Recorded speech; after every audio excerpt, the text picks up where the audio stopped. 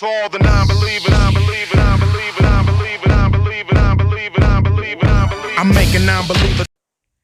What's up, y'all? This is Jay Varsity, and welcome to another episode of NBA Talk. This is episode 87, I believe. But yeah, we've had another week of NBA action, whether it's drama, the trade deadline news, the All-Star selections, and all that other stuff. But I hope you guys have been good. I hope you guys have been good. I hope life has been treating you well, even though we've had quite a rough start to 2020. But the first month has been, very stressful, and all the other stuff. But anyway, move, moving on. I want to get into the trade deadline and how I feel like grading it just a little bit. And I might not. I If I missed a trade, please inform me in the comments section. So the first one I want to look over is the D'Angelo Russell and Andrew Wiggins trade. And to me, before I saw Andrew Wiggins' debut in the Warriors game on Saturday, at first I was like, you know what? The Timberwolves clearly won this trade.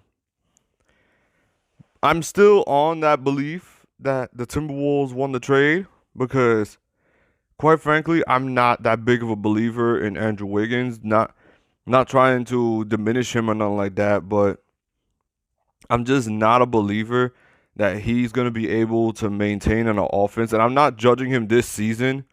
I'm not judging Andrew Wiggins this season. I'm mostly looking forward to seeing how he does next season when they have a healthier roster, when they have Steph, Clay, and Draymond healthy, and they have these rotation pieces and all that. That's what I'm looking forward to seeing how Andrew Wiggins adapts to that.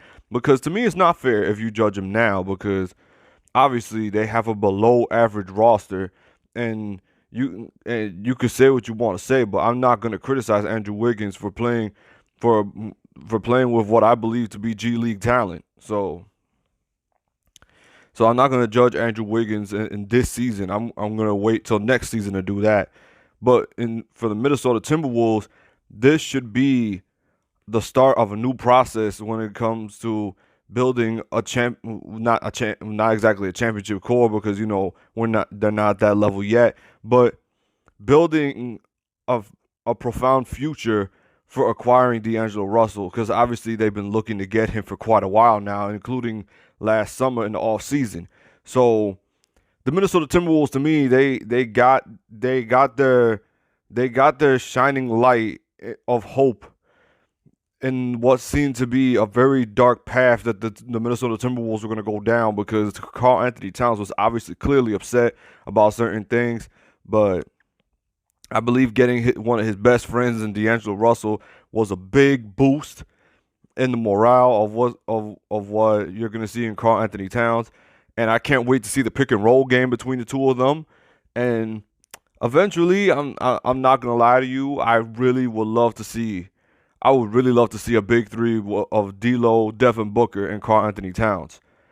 Me personally, I would want to see that because it's something that's a trio I would look forward to seeing, and depending on how they would build the team around them, and personally, I would love it if they all teamed up in Minnesota because I just can't see it anywhere else because it, to me, I don't know how long Devin Booker can take being in Phoenix and then not being able to compete in the playoffs, and then instantly, I would say with D'Lo, Booker, and Karl-Anthony Towns, I think they're an instant playoff team already.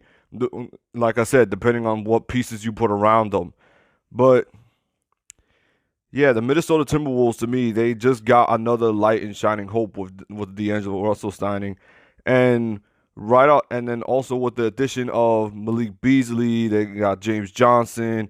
I think they got Hernan Gomez, if I'm saying his name correctly. Um, I don't know who the point guard was when they were. I don't know the name of the point guard that was playing against the Los Angeles Clippers, but speaking of that game, they laid the smackdown on the Clippers. I don't what they make 26 threes on Saturday, but I think the whole signing and then even just hearing D'Angelo Russell talk on the mic before the game, it's just bringing new hope to the Minnesota Timberwolves. So now moving on to the next trade, we got okay. So we got the big blockbuster trade, which was Clint Capella going to the Hawks, Robert Covington going to the Rockets, Gerald Green going. I believe he went to the Nuggets, and I think they waived him. Nene also went to the Hawks. Yeah, the whole Rockets small ball experiment. It's been interesting. I was very skeptical about it when I first heard about it, because just thinking PJ Tucker being the center, I thought instantly they're gonna get killed by anybody who has a decent big man. But then I saw the first game against the Lakers. I saw the game against Phoenix, and then I recently just watched the game. I watched the highlights of them against the Jazz, and not saying that they have a chance at winning the championship, because I don't believe that they could keep up with that style of play in a 7-game series all through the playoffs. But I think personally, this benefits.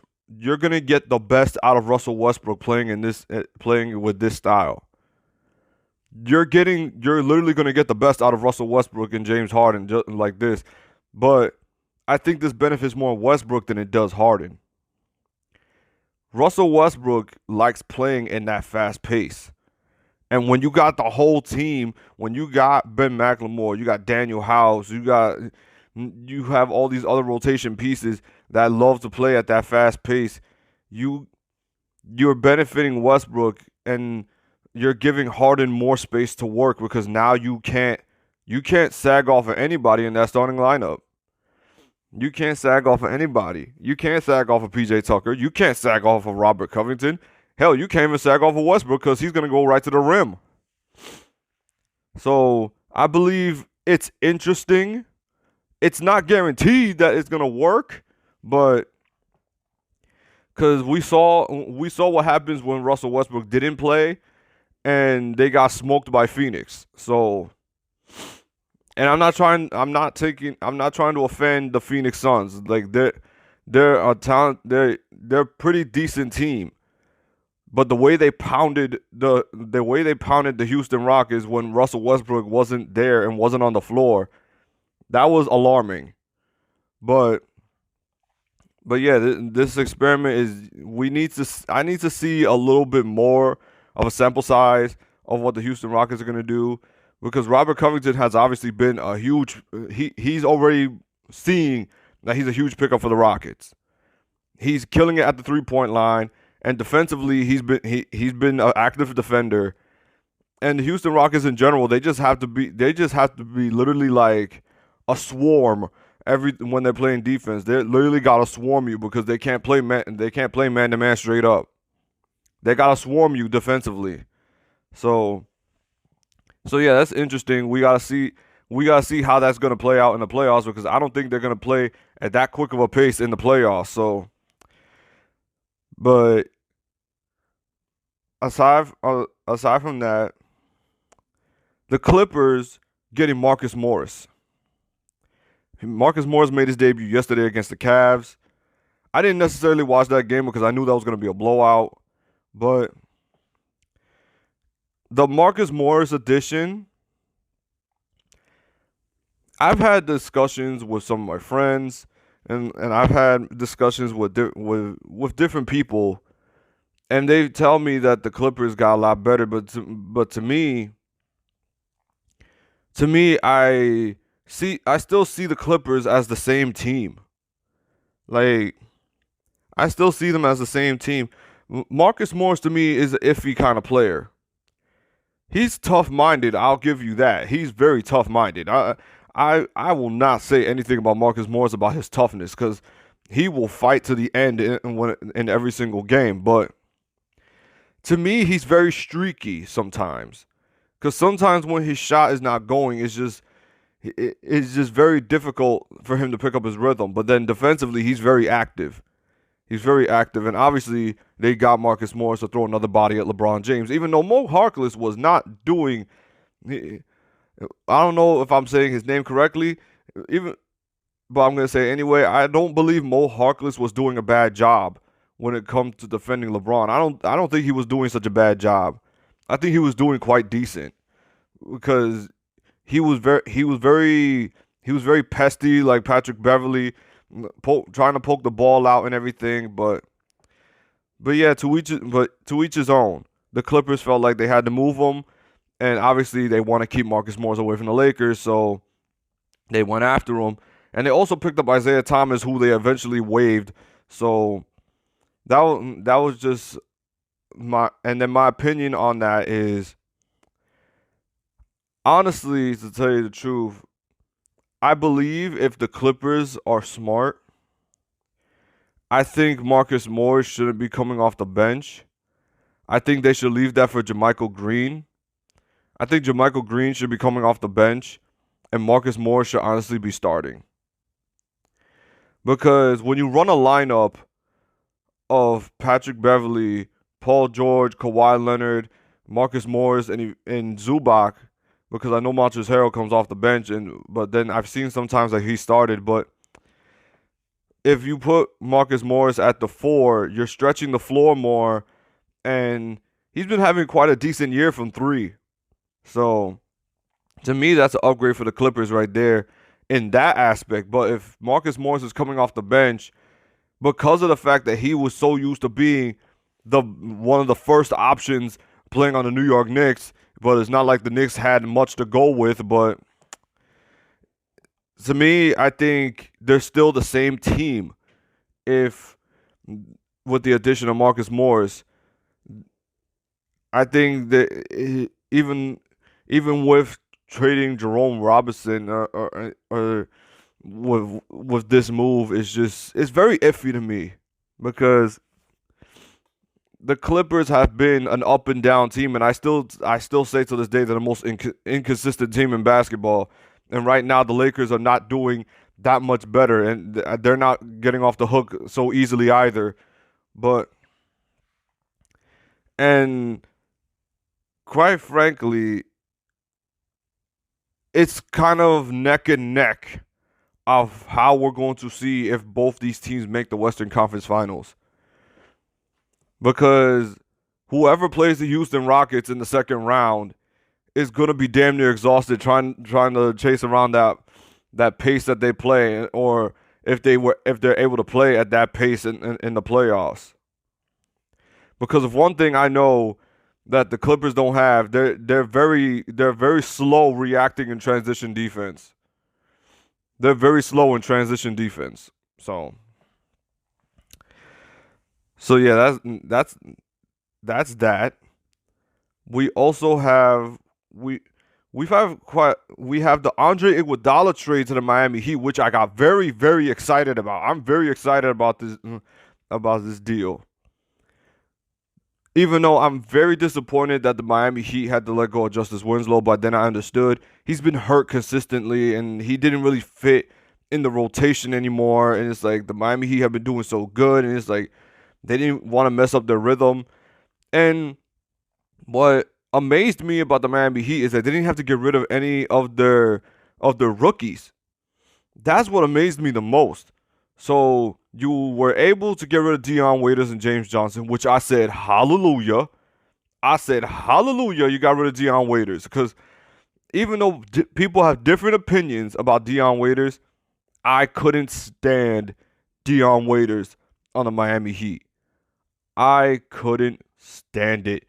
Like, you don't understand. From my point of view, he was such a streaky shooter that if his shot wasn't falling, I wanted to damn near rip my hair out.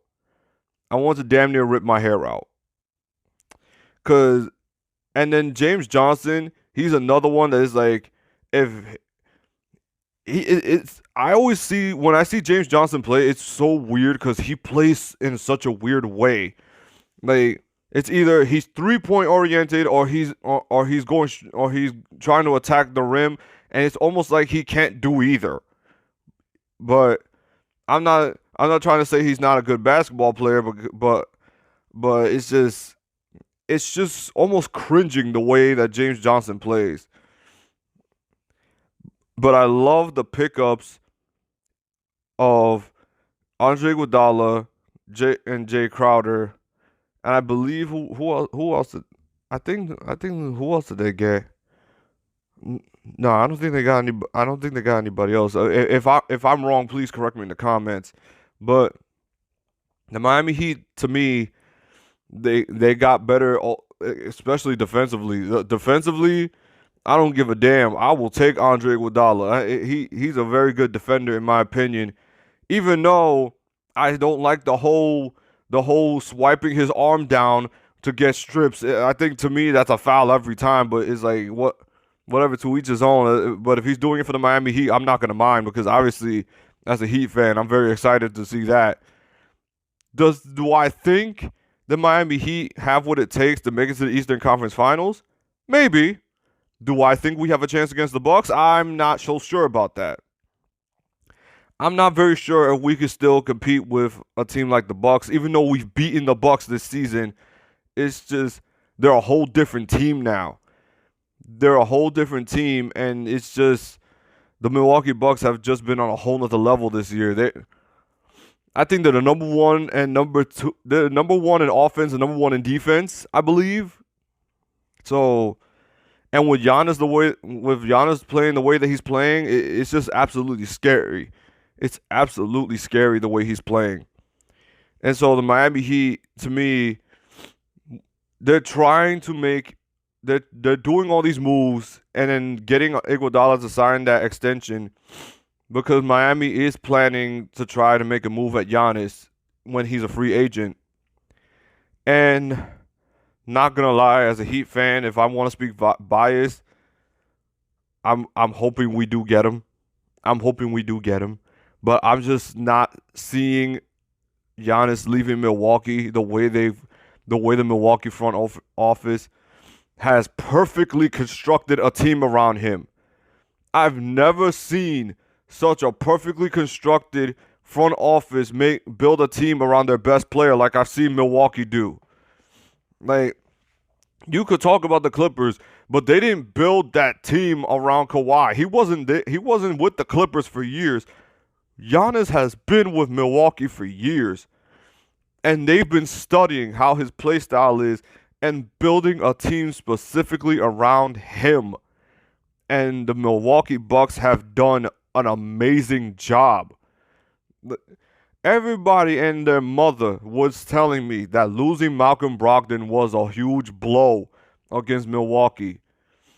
Where are those people saying that now? Because I thought the addition of Wesley Matthews was huge. I thought the addition of Wesley Matthews was huge. The addition of Kyle Korver was huge because this is a very deep Milwaukee Bucks team. And the fact that Giannis is barely playing 31 minutes a game and they're blowing teams out is beyond crazy.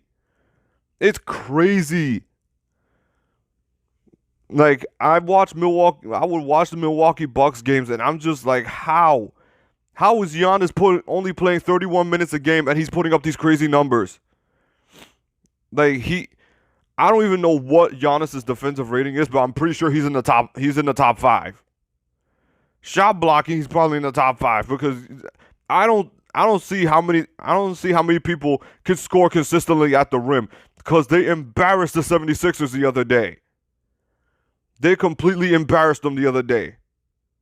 Like, my God, I don't like that was just an absolute beatdown the way they gave the 76ers, and that's another team that I have to say I've been very disappointed in, and with their moves, waiving Trey Burke and Kyle O'Quinn, and then trading James Ennis for a second-round pick. I'm literally looking at the 76ers going like, what are you doing? Yes, they picked up Alex Burks and Glenn Robinson from the Golden State Warriors, but I don't see any improvement with the 76ers. The 76ers have been the biggest problem this season. And to me, it's like, it's either they don't respect the coach's play calling, Joel Embiid is not being aggressive enough. Even he played decently against the Bulls, but we're talking about the Bulls here. I'm still not getting over the fact of how he shot 1 for 11 against the Celtics. But the 76ers is like, their offense looks so weird. It's like you wonder, how do they even put up points? You wonder how they put up points. Because the paint is so clogged up. They have no spacing whatsoever. The Philadelphia 76ers have no spacing. And there is where I say where they lost JJ Redick, that's a huge piece to lose. When they lost JJ Redick in the offseason, that was a huge piece to lose. Now, a lot of people are going to disagree with me and say that Jimmy Butler was the bigger loss. Yes, obviously Jimmy Butler was the bigger loss, but the fact that you lost a shooter,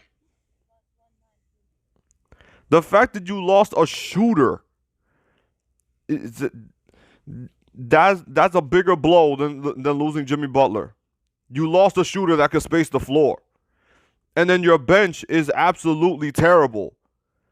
Your bench is terrible. Even though I like Thibault. Thibault has been amazing on defense, but offensively, Thibault can't give you that production to maintain to lift you up and try to keep a big lead, or bring you back from being down big. So the Philadelphia 76ers have just been that's just absolutely been frustrating to watch. Absolutely frustrating to watch. Let's see who else made a trade. We got Dwayne Dedmon going back to the Hawks. We got Jabari Parker going to the Kings, which a lot of people are not talking about, which the Sacramento Kings are slowly beginning to build that young core that they can have, because they're building up that depth and that young and a young depth at that. So I believe in a few years they will be that competing team. But in my opinion, I believe the Kings should just keep it low key and picking up these pieces, so that way when they do start making noise, people will see as that team just completely coming out of nowhere. The Lakers not making any moves is what's alarming people. The Lakers not making moves alarms people because of the fact that they didn't go after Marcus Morris, even though the Knicks were asking for a ridiculous number in exchange for Marcus Morris. Because even though if they would have just asked for Kyle Kuzma for Marcus Morris, I think the Lakers would have done the trade. I think the Lakers would have done it. But the fact that they were asking for Danny Green, Kyle Kuzma, and a pick for Marcus Morris, I think they already drew the line. I believe that when the Lakers heard that offer, they just hung up the phone. They didn't even just tell them no. I think they just hung up the phone. So yeah, the Lakers not picking up anybody is what's alarming people. And then that whole thing with Darren Collison, and then getting that report that he doesn't want to come back to the NBA, at least just yet. He wants to stay retired. But that, a lot of people are thinking that the Lakers are getting thrown off. Look, the Lakers are going to be fine. I think the Lakers are going to be fine. They're going to get somebody from the buyout market. They're probably going to get Dion Waiters, who got bought out from the Memphis Grizzlies.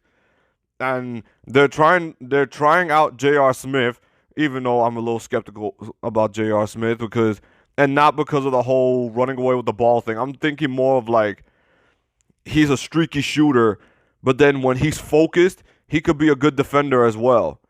He could be a good defender, but a streaky shooter.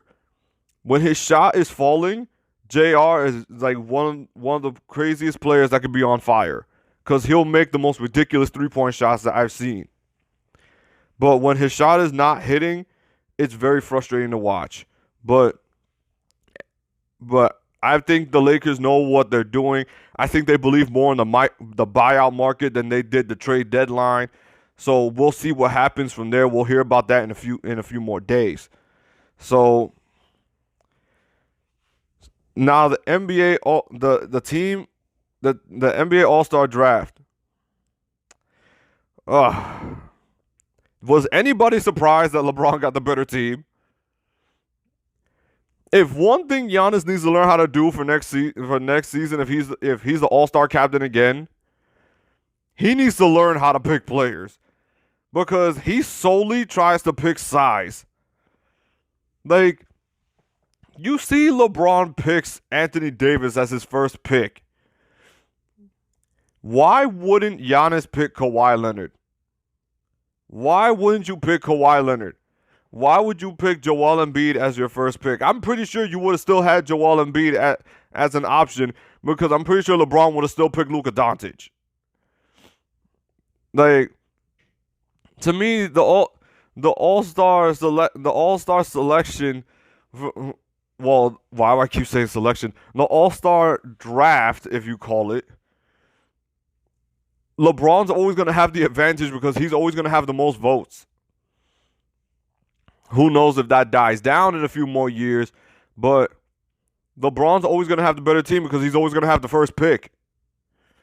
So imagine next year LeBron gets the first pick again. Obviously, he's going to pick AD before he picks Kevin Durant, but he's going to get the chance to either pick Kawhi Leonard or Kevin Durant. So Giannis needs to learn how to pick players, to tell you the truth, because I think the majority of the people he picked are from the Eastern Conference. So we'll see how this year's All-Star game goes, man. It's like, with Giannis picking guys like Kyle Lowry, Donovan Mitchell, Joel Embiid, Pascal Siakam. I believe he also picked. I can't quite remember. He picked. Was Kyrie Irving? Is Kyrie Irving part of it this year? I'm not very sure, but I know LeBron picked Luka Doncic. He picked James Harden. He picked Kawhi Leonard. He picked Jokic. He also picked Russell Westbrook and Ben Simmons, which I think is not even fair. That's not even fair that you got Ben Simmons and Russell Westbrook. You know how LeBron basically got the team that he wanted last year. I think if you just switched out, I think LeBron basically got the same team he got last year, because he had Damian Lillard coming off the bench as well. Like, LeBron's got some of the hottest players on his team when it comes to shooting. Offensively and defensively, LeBron's got everything covered. So yeah, I don't know how you guys feel, if you're going Team Giannis or if you're going Team LeBron. I'm probably going Team LeBron, but I like Giannis. So Giannis has been, if I had to say anybody was going to take the throne from LeBron, it's going to be Giannis. Giannis has been one of the hardest working players that I've ever seen, aside from the late Kobe Bryant. Like, he's just ultra competitive, and if it's for a competitive standpoint that he wants to play against Kawhi, then that's a different story. But yeah, the All-Star selection, it was just, I just started laughing at the people that LeBron had available to him, and I think even LeBron himself couldn't believe about the people that he picked. So, because I think, who was it? I think LeBron laughed at the fact that he said that he wanted Joel Embiid. Not saying that Joel Embiid is a bad player, but I think LeBron was just trying to troll Giannis. But it's like, bro, LeBron basically almost got every duo in the Western Conference on his team. I'm pretty sure that if Paul George would have been available, that he would have took Paul George. Or if, like I said, I might not be saying who's on the All-Star teams correctly or not. Correct me in the comments. But yeah, let me give some. Let me get into a couple game takes real quick. Like I said, I was watching the Lakers and the Warriors on Saturday, and my main problem with the Lakers is not so much defensively, but how much they play carelessly on offense. To me, they play too careless on offense, especially when they develop a bit of a lead. Like, they'll start committing some lazy turnovers. They'll start they'll start not focusing on certain things, and that's just very frustrating to me. Especially against a team like the Warriors, you're supposed to stomp on their throats, not beat them by 8 or not beat them by 8 or 12. You're supposed to stomp on their throats. Once you build a 15 to 20 point something lead, just stomp on their throats, and then let LeBron and AD rest, and just keep stomping on their throats. Don't be lackadaisical and start committing turnovers and trying to do these stupid plays that you've never run before in your life. And it's like, it's like, just keep doing what you're doing and just stomp on their throats and get the job done. That's it.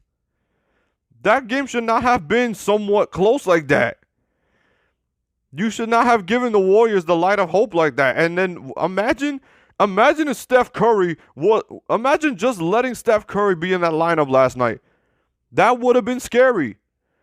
That would have been scary because you can't leave Steph Curry open like that. You can't leave him open like that. I know the best offensive weapon was Andrew Wiggins, but imagine if he would have just had Steph. That would have been alarming. So the Lakers need to get their act together when it comes to just get the job done, do what you have to do. That's it. And get Anthony Davis more involved in the fourth quarter, because I only see Anthony Davis play the first couple of minutes in the fourth quarter, and I think the game against the Warriors on Saturday was the most active I've seen him in the fourth quarter.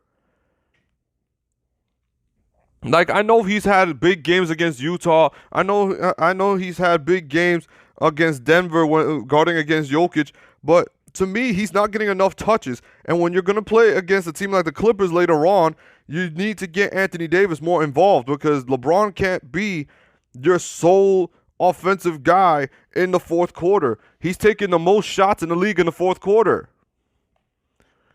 To me, that just can't happen.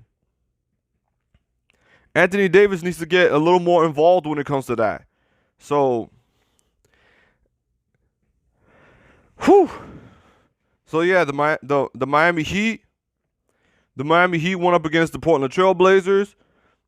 I'm honestly not upset that they lost to the Blazers, because honestly, I felt bad for the Blazers after they got blatantly screwed in that game against Utah, because that non-goaltend call was just very dumb, and I'm glad they didn't fine Damian Lillard, because I would be very, very upset, and I wouldn't be surprised if the Portland Trail Blazers try to protest this, because that's a very obvious call to miss.